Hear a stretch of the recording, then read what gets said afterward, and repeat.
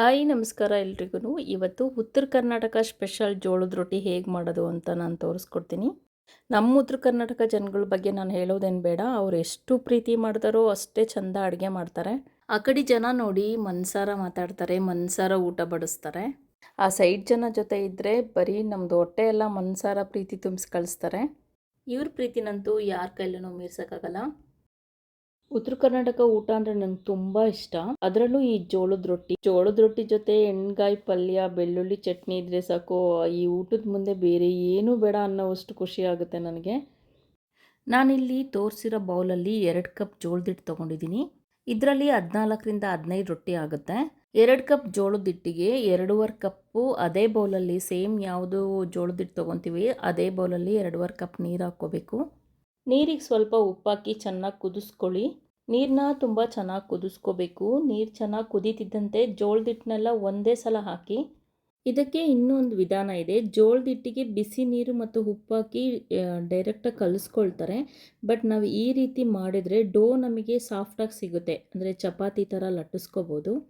ಒಂದು 2 ನಿಮಿಷ ಇದನ್ನು ಈ ಥರ ಕುದಿಯೋಕೆ ಬಿಟ್ಬಿಟ್ಟು ಸ್ಟವ್ ಆಫ್ ಮಾಡಿಬಿಟ್ಟು ಒಂದು ಪ್ಲೇಟ್ ಮುಚ್ಚಿ 2 ನಿಮಿಷ ಆದಮೇಲೆ ಪ್ಲೇಟ್ ತೆಗೆದ್ಬಿಟ್ಟು ಚೆನ್ನಾಗಿ ಮಿಕ್ಸ್ ಮಾಡ್ಕೋಬೇಕು. ಯಾವುದೇ ಗಂಟಿಲ್ದಂಗೆ ಚೆನ್ನಾಗಿ ಮಿಕ್ಸ್ ಮಾಡ್ಕೊಳ್ಳಿ. ನಾವು ಈ ವಿಧಾನದಲ್ಲಿ ಡೋ ಮಾಡಿದರೆ ನಮಗೆ ಲಟ್ಟಿಸ್ಕೊಳ್ಳೋಕ್ಕೂ ಚೆನ್ನಾಗಿರುತ್ತೆ ಮತ್ತು ಕೈಯಲ್ಲಿ ತಟ್ಟೋಕ್ಕೂ ಚೆನ್ನಾಗಿರುತ್ತೆ. ಬಿಗಿನರ್ಸ್ ಯಾರೆಲ್ಲ ಇರ್ತಾರೆ ಅವರಿಗೆ ಈ ವಿಧಾನದಲ್ಲಿ ತುಂಬ ಸುಲಭವಾಗಿ ರೊಟ್ಟಿ ಮಾಡ್ಬೋದು. ಬಿಗಿನರ್ಸಿಗೆಲ್ಲ ಹಿಟ್ಟಿಗೆ ನೀರು ಹಾಕ್ಕೊಂಡು ಉಪ್ಪು ಹಾಕ್ಕೊಂಡು ಕಲಿಸ್ಕೊಂಡು ಮಾಡ್ತೀವಲ್ಲ, ಅದರಲ್ಲಿ ಡೋ ಸ್ವಲ್ಪ ಚೆನ್ನಾಗಿ ಬರದೇ ಇರ್ಬೋದು. ರೊಟ್ಟಿ ಹರಿದೋಗೋ ಚಾನ್ಸಸ್ ಇರುತ್ತೆ. ಇವಾಗ ನಾವು ಇದನ್ನು ತುಂಬ ಚೆನ್ನಾಗಿ ನಾದ್ಕೋಬೇಕು. ಈ ಹಂತದಲ್ಲಿ ಕೈ ಸ್ವಲ್ಪ ಬಿಸಿ ಅನಿಸುತ್ತೆ. ಆವಾಗ ನಮ್ಮ ಕೈಗೆ ಹಿಡಿಯುವಷ್ಟು ತಣ್ಣಗಾದ್ಮೇಲೆ ಚೆನ್ನಾಗಿ ನಾದ್ಕೊಳ್ಬೇಕು. ಇದನ್ನು ನಾದ್ಕೊಳ್ಳುವಾಗ ಸ್ವಲ್ಪ ತಾಳ್ಮೆ ಬೇಕು. ಗೋಧಿ ಹಿಟ್ಟು ಥರ ಇದನ್ನು ಕಲಿಸ್ಬಿಟ್ಟು ಹಾಗೆ ಪಟ್ಟಂತ ಚಪಾತಿ ಮಾಡೋವಷ್ಟು ಈಸಿ ಅಲ್ಲ ರೊಟ್ಟಿ. ಬಿಸಿ ಇರುವಾಗಲೇ ತುಂಬ ಚೆನ್ನಾಗಿ ನಾದ್ಕೊಂಡ್ರೆ ಚೆನ್ನಾಗಿ ಬರುತ್ತೆ ಡೋ. ಹಾಗಂತ ಕೈ ಸುಡೋವಷ್ಟಲ್ಲ, ಸ್ವಲ್ಪ ಬಿಸಿ ಇದ್ದರೆ ಸಾಕು. ಚೆನ್ನಾಗಿ ನಾದಿದ ಮೇಲೆ ಈ ಥರ ರೋಲ್ ಮಾಡ್ತೀವಲ್ಲ, ಆಗ ನಮಗೆ ಕೈಗೆ ಅಂಟಿಲ್ಲ ಅಂದರೆ ಅಥವಾ ಸ್ಟಿಕ್ ಆಗಿಲ್ಲ ಅಂದರೆ ಇದು ಡೋ ರೆಡಿಯಾಗಿದೆ ಅಂತ ಅರ್ಥ. ಡೋ ರೆಡಿ ಆದಮೇಲೆ ಈ ಥರ ಚಿಕ್ಕದಾಗಿ ಉಂಡೆ ತೊಗೋಬೇಕು. ಮಿಕ್ಕಿದ ಹಿಟ್ಟನ್ನು ಅದ್ರ ಮೇಲೆ ಒಂದು ವೆಟ್ಟಿರೋ ಕ್ಲಾತ್ ಅಥವಾ ಒಂದು ಬಾಕ್ಸಲ್ಲಿ ಮುಚ್ಚಿಡಿ. ಯಾಕಂದರೆ ಹಿಟ್ಟೇನಾದ್ರೂ ಮತ್ತೆ ಒಣಗಿದ್ರೆ ರೊಟ್ಟಿ ಹಾಕೋದಕ್ಕೆ ಬರೋದಿಲ್ಲ. ನಾನಿವಾಗ ಮಾಡ್ತಾ ಇದ್ದೀನಲ್ಲ, ಈ ರೀತಿಯೇ ನಿಧಾನವಾಗಿ ರೋಲ್ ಮಾಡ್ಕೊಳ್ಳಿ. ಇದಕ್ಕೆ ಸ್ವಲ್ಪ ಸ್ವಲ್ಪ ಕೆಳಗಡೆ ಹಿಟ್ಟು ಹಾಕ್ಕೊಂಡು ಒಂದು ಕೈಯಿಂದ ತಿರುಗಿಸ್ತಾ ಇನ್ನೊಂದು ಕೈಯಿಂದ ತಟ್ಟಬೇಕು. ನಿಧಾನವಾಗಿ ತಟ್ಕೊಂಡು ರೊಟ್ಟಿ ಮಾಡ್ಕೋಬೇಕು. ತುಂಬ ಪ್ರೆಷರ್ ಕೊಟ್ಟು ಪ್ರೆಸ್ ಮಾಡಿ ಒತ್ತಿದ್ರೆ ಕೆಳಗಡೆ ನಾವು ಬಡಿತಾ ಇರೋ ಮಣಿಗೆ ಸ್ಟಿಕ್ ಆಗುತ್ತೆ. ರೊಟ್ಟಿ ಬಡಿಯುವಾಗ ತಿರುಗಿಸೋದು ಕಷ್ಟ ಆಯಿತು ಅಂದರೆ ಕೆಳಗಡೆ ಸ್ವಲ್ಪ ಹಿಟ್ಟು ಹಾಕ್ಕೊಂಡು ಈ ಥರ ನಿಧಾನಕ್ಕೆ ತಿರುಗಿಸ್ಕೋಬೇಕು. ನಾವು ರೊಟ್ಟಿ ಬಡಿಯುವಾಗ ಸ್ವಲ್ಪ ನೀರಲ್ಲಿ ವೆಟ್ ಮಾಡಿಕೊಂಡು ಬಡಿದ್ರೆ ಚೆನ್ನಾಗಿ ಮೇಲೇನೂ ತಿರುಗಿಸ್ಬೋದು. ನಿಮಗೆ ಕೈಯಿಂದ ತಟ್ಟೋದು ಕಷ್ಟ ಅನಿಸಿದ್ರೆ 2 ಪ್ಲಾಸ್ಟಿಕ್ ಶೀಟ್ ತೊಗೊಂಡು ಮಧ್ಯದಲ್ಲಿ ಡೋ ಇಟ್ಬಿಟ್ಟು ನಿಧಾನವಾಗಿ ಒತ್ಬೋದು. ಆದರೆ ಕೈಯಿಂದ ತಟ್ಟಿದಾಗ ಇರೋ ರೊಟ್ಟಿಯಷ್ಟು ರುಚಿ ಇರಲ್ಲ ಅದು. ನಾವು ಮೊದಲಿಗೆ ಮಾಡುವಾಗ ಚಪಾತಿ ಥರ ಚೆನ್ನಾಗಿ ಬರಲ್ಲ, ಬಟ್ ಪ್ರಾಕ್ಟೀಸ್ ಮಾಡ್ತಾ ಖಂಡಿತ ಬರುತ್ತೆ. ನಾವು ತುಂಬ ಚೆನ್ನಾಗಿ ನಾದ್ಕೊಂಡಾಗ ಈ ಥರ ನಾವು ರೊಟ್ಟಿ ಹಂಚಿನ ಮೇಲೆ ಹಾಕುವಾಗ ಹರಿದೋಗಲ್ಲ. ರೊಟ್ಟಿ ಬೇಯಿಸೋಕ್ಕೆ ತವಾನ ತುಂಬ ಚೆನ್ನಾಗಿ ಬಿಸಿ ಮಾಡ್ಕೊಂಡಿರಬೇಕು. ತವ ತುಂಬ ತಣ್ಣಗಿದ್ರೆ ರೊಟ್ಟಿ ಅಂಟ್ಕೊಳ್ಳೋ ಚಾನ್ಸಸ್ ಇರುತ್ತೆ. ಇವಾಗ ರೊಟ್ಟಿ ಮೇಲ್ಭಾಗಕ್ಕೆ ಸ್ವಲ್ಪ ಕಾಟನ್ ಬಟ್ಟೆಯಿಂದ ನೀರು ತೊಗೊಂಡು ಹಚ್ಚಿ ಇನ್ನೊಂದು ಸೈಡ್ ಬೇಯಿಸಿದರೆ ನೋಡಿ ಎಷ್ಟು ಸಾಫ್ಟ್ ಆಗಿರೋ ರೊಟ್ಟಿ ರೆಡಿ ಆಗುತ್ತೆ. ರೊಟ್ಟಿನ ಬೇಯಿಸಿದ ತಕ್ಷಣ ಒಂದು ಕ್ಲೀನ್ ಬಟ್ಟೆಯಲ್ಲಿ ಇಟ್ಟು ಕವರ್ ಮಾಡಿದ್ರೆ ಇನ್ನೂ ಸಾಫ್ಟಾಗಿರುತ್ತೆ. ಅದು ಬಿಸಿಯಾಗಿ ಕೂಡ ತುಂಬ ಹೊತ್ತಿರುತ್ತೆ. ಇನ್ನೂ ಒಂದು ಮೆಥಡ್ ಇದೆ ಜೋಳದ ರೊಟ್ಟಿ ಮಾಡೋದಕ್ಕೆ. ಹಿಟ್ಟಿನ ಒಂದು ಉಂಡೆ ತೆಗೆದುಕೊಂಡು ಸ್ವಲ್ಪ ಜೋಳದ ಹಿಟ್ಟು ಸವರ್ಕೊಂಡು ಚೆನ್ನಾಗಿ ಈ ಥರ ಸರ್ಕಲ್ ಮಾಡ್ಕೊಳ್ಳಿ.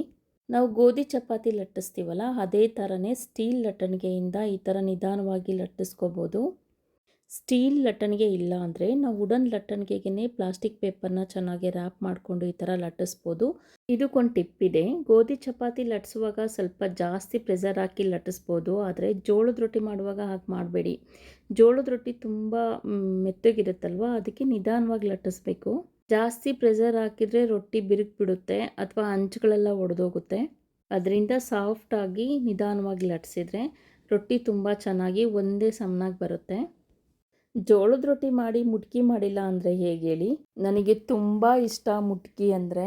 ಇದನ್ನು ಮಾಡೋದು ತುಂಬ ಈಸಿ. ಮೊದಲು ನಾವು ರೊಟ್ಟಿ ಮಾಡ್ಕೊತೀವಲ್ಲ, ಅದನ್ನೇ ಸ್ವಲ್ಪ ದಪ್ಪವಾಗಿ ತಟ್ಕೊಂಡು ಚೆನ್ನಾಗಿ ಬೇಯಿಸ್ಕೊಳ್ಬೇಕು. ಅದನ್ನು ಚಿಕ್ಕ ಚಿಕ್ಕ ಪೀಸಾಗಿ ಮಾಡಿಕೊಂಡು ರೊಟ್ಟಿ ಬಿಸಿ ಇರುವಾಗನೇ ಇದನ್ನು ಮಾಡ್ಕೋಬೇಕು. ಇದಕ್ಕೆ ನಾನು ಬೆಳ್ಳುಳ್ಳಿ, ಹಸಿಮೆಣಸಿನ್ಕಾಯಿ ಮತ್ತು ಇಲ್ಲಿ ಸ್ವಲ್ಪ ಚಟ್ನಿ ಪೌಡ್ರು ಹಾಕಿ ರುಚಿಗೆ ಎಷ್ಟು ಉಪ್ಪು ಬೇಕೋ ಅಷ್ಟು ಸೇರಿಸಿ ಚೆನ್ನಾಗಿ ಕುಟ್ಕೊಳ್ಬೇಕು. ಮಳೆ ಬರೋ ಟೈಮಲ್ಲಂತೂ ಇದು ತುಂಬ ಚೆನ್ನಾಗಿರುತ್ತೆ. ಯಾರು ಮಕ್ಕಳು ರೊಟ್ಟಿ ತಿನ್ನಲ್ವಲ್ಲ ಅವ್ರಿಗೆ ಈ ಥರ ಮಾಡಿಕೊಟ್ರೆ, ಅಂದರೆ ಸ್ವಲ್ಪ ಖಾರ ಕಮ್ಮಿ ಹಾಕಿ ಈ ಥರ ನಾವು ರೊಟ್ಟಿನ ಮುಟ್ಕಿ ಆಗಿ ಉಂಡೆ ಥರ ಮಾಡಿಕೊಟ್ರೆ ಆರಾಮಾಗಿ ತಿಂತಾರೆ. ಹಸಿಮೆಣ್ಸಿನ್ಕಾಯಿ ಇಷ್ಟ ಇಲ್ಲ ಅಂದರೆ ಇದಕ್ಕೆ ಖಾರದ ಪುಡಿನೂ ಹಾಕೋಬೋದು. ಇದಕ್ಕೆ ಸ್ವಲ್ಪ ಉಪ್ಪಾಕಿ ಚೆನ್ನಾಗಿ ಮಿದ್ದು ಈ ಥರ ಉಂಡೆ ಮಾಡಿದರೆ ಮುಟ್ಗಿ ರೆಡಿಯಾಗುತ್ತೆ. ಉತ್ತರ ಕರ್ನಾಟಕ ಮಂದಿ ಯಾರೆಲ್ಲ ಈ ವಿಡಿಯೋ ನೋಡ್ತಿದ್ದೀರೋ ಅವ್ರು ಬೈಕೋಬೇಡಿ. ನಾನು ಅಷ್ಟು ಚೆಂದ ಮಾಡೋಕ್ಕೆ ಬಂದಿಲ್ಲ ಅಂದ್ರೂ ಆದರೆ ಇಷ್ಟು ಚೆನ್ನಾಗಿ ರೊಟ್ಟಿ ಮಾಡೋದು ಕಲ್ತಿದ್ದೀನಿ. ಆದರೆ ಒಂದಂತೂ ಸತ್ಯ, ಉತ್ತರ ಕರ್ನಾಟಕದ ಜೋಳದ ರೊಟ್ಟಿ, ಎಣ್ಗಾಯಿ ಪಲ್ಯ, ಚಟ್ನಿ ಪೌಡ್ರುಗಳೆಲ್ಲ ತುಂಬ ಚೆನ್ನಾಗಿರುತ್ತೆ. ಈ ಥರ ಸಾಫ್ಟಾಗಿರೋ ರೊಟ್ಟಿ ವಿಡಿಯೋ ನಿಮಗೆ ಇಷ್ಟ ಆಗಿದೆ ಅಂದರೆ ದಯವಿಟ್ಟು ಲೈಕ್ ಮಾಡಿ, ಶೇರ್ ಮಾಡಿ, ಕಾಮೆಂಟ್ ಮಾಡಿ. Thank you for watching.